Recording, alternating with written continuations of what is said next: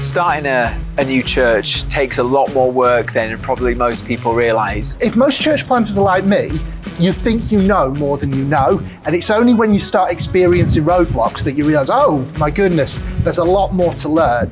The benefit is that we understand Manchester. So there is, for me personally, 13 years of experience planting in the city. And so often church planters come with training from perhaps somewhere else and they don't have the flavour of the city. I think having training based in the city that you're planting in, actually I think is a very powerful thing.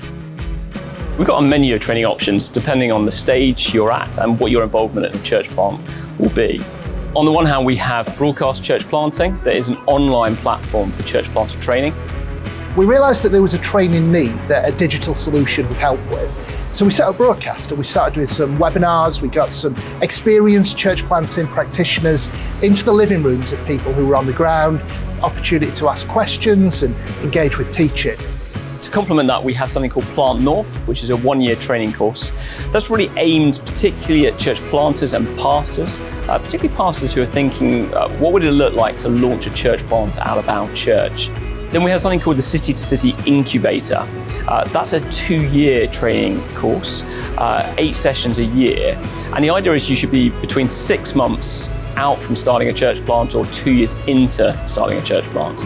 And you do that 2-year course in a cohort with other church planters, where you're really focusing on the soft skills of church planting, learning from one another in a very collaborative way, putting together a portfolio based on the church you're seeking to plant.